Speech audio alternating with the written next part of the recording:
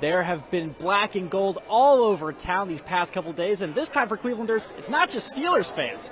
In fact, yesterday I was at a restaurant. I saw a couple from Iowa walk in. There was another Iowa fan wearing Iowa gear across the bar, and just without a word, "Go Hawks! Go Hawks!" That's what you're. There you go. It's just everywhere, and that's the interconnection that these fans have and the connection that they have to this team. Fans like that little lady there came out to celebrate Caitlin's final home game, the rest of the senior class's home game. I'll let you take it away. I'm sure you've got some hard-hitting questions for her right now. Thank you. We definitely got our hands full, especially with this cool sign. By the way, what's your name? I'm Isabella. Isabella? Okay, by the way, I just heard that she shares a birthday with Caitlin Clark. Is that right? Mm-hmm. All right. And by the way, this is an amazing sign. Kudos to the parents or whoever made this. They said they were using their old Christmas lights, but that's kind of what this effect has been with Caitlin Clark and this senior class, which the PA announcer has said is the best class that he's ever seen.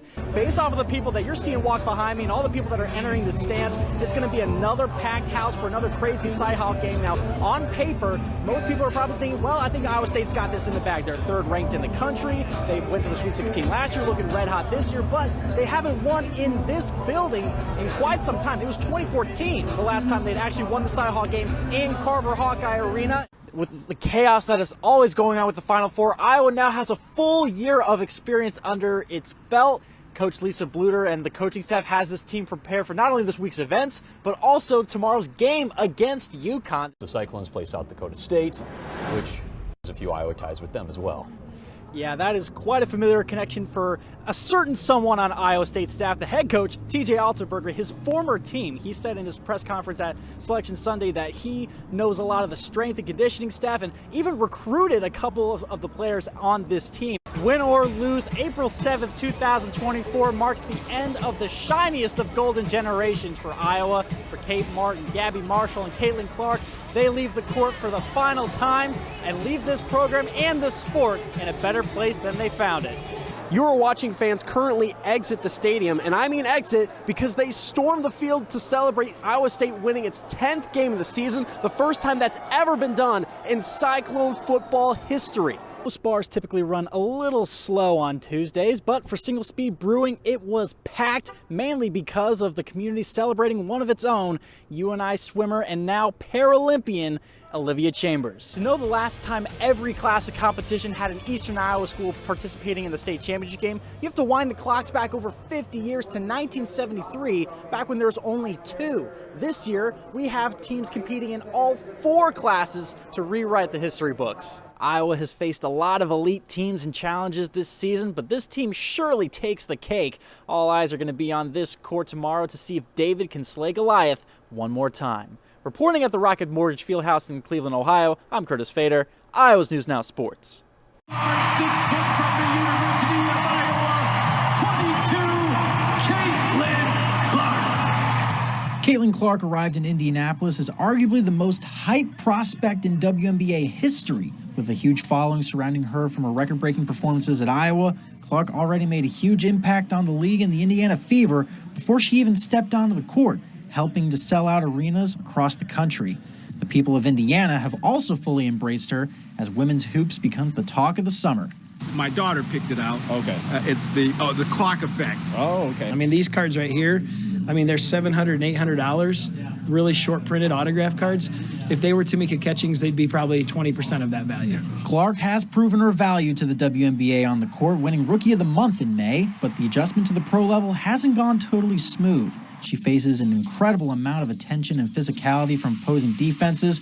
Being one of the worst teams in the league, getting everyone else's best shot, the Fever have racked up several losses to start the year, taking some lumps along the way, some of which seemingly unnecessary. With 12 points off the bench, the question is, will they call it unnecessary? Kennedy Carter. As tensions around Caitlin Clark's rookie season reached a fever pitch, the national conversation has diverted far from basketball. The discussion about Caitlin Clark has to deal with, and I mean initially and loudly, race. But I do think that she is more relatable to more people because she's white, because she's attractive. We were not talking about Caitlin Clark before Angel Reese walked up to her, did this, and pointed to the ring. People didn't notice the game. They're noticing it now. Well, that's because of Caitlin Clark, not Angel Reese. With mounting scrutiny on this 22-year-old woman's shoulders, her priority when it comes to the league remains the same as when she first stepped in Indiana, performing at a high level while bringing joy to those who watch her on the court. People get so excited to come to these games and are spending a lot of their time and money, enjoying that and trying to make time for as many people as you can, but also give it everything you got. These people are coming for a show, and not everything's going to be perfect, but just try to play with the same joy and fun that you've always had.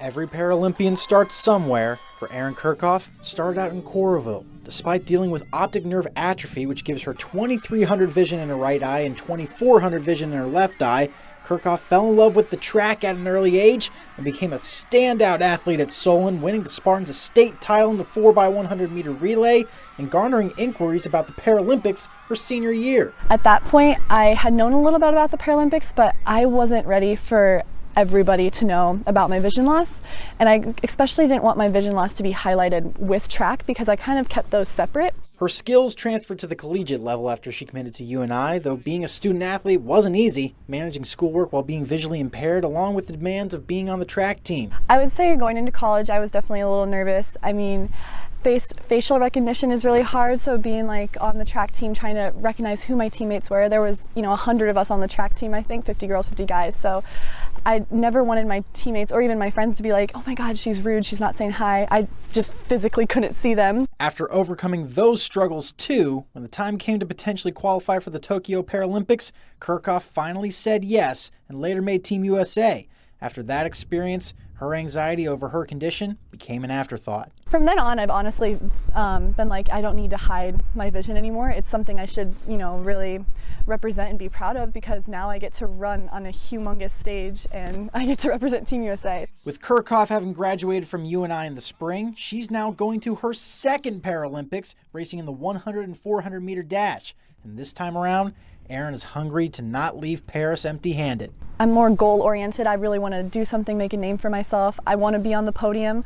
I think the first time around I was just like, what is this? I was just trying to experience everything, take it all in. And so I'm just really excited to see it and be there and seize the opportunity, because I think I'm ready this time. I'm feeling good. 2023 Jersey Mike's Naismith Trophy for the most outstanding women's college basketball player to Caitlin Clark. Another chapter added to the book of legacy Clark is writing on not only her incredible collegiate career at Iowa, but her impact on women's sports. Amongst a group of talented athletes alongside her atop the Reunion Tower in downtown Dallas, Clark became just the second Hawkeye in Iowa women's history to be a Naismith Trophy recipient. The other was Megan Gustafson in 2019, and you'll never guess how we found her input on Clark's immense success. We just picked up the award with Caitlin Clark, the one with your name on it. Naismith, I know. She got it. Did you watch it? She watched it live. So we have a reporter here, and he wanted to talk to you, and I said, well, let me know. I still got connections. I was like, yes, super excited for her. She deserves it 100%. I know what she puts in, the work that she puts into it every single day.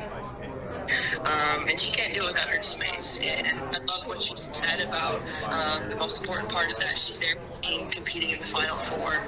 Clark is also 18 points away from breaking Gustafson's Big Ten single-season scoring record and is looking to lead the Hawkeyes to their first ever national title. But standing in their way is undefeated defending champion South Carolina, a big and athletic team led by back-to-back Coach of the Year Dawn Staley and back-to-back Defensive Player of the Year and 2022 Naismith Trophy winner Aaliyah Boston. Boston was a finalist for the Naismith again this season and is the projected #1 pick in this year's upcoming WNBA draft. While she came in second to Clark in Naismith voting this year, Boston sees the real winner as the growth of women's basketball. There's never going to be any hard feelings because no matter who wins this award, no matter what year, it's just going to continue to grow women's basketball as a whole, and so I'm really happy for her. With that being said, Clark and Boston will be enemies on the court on Friday, with the Gamecocks looking to finish off a perfect season. They're going to game plan, we're going to game plan, we're going to be ready to show up Friday night, and I know that they are too, and so it's just going to be a fun game. I can't give you the scout though.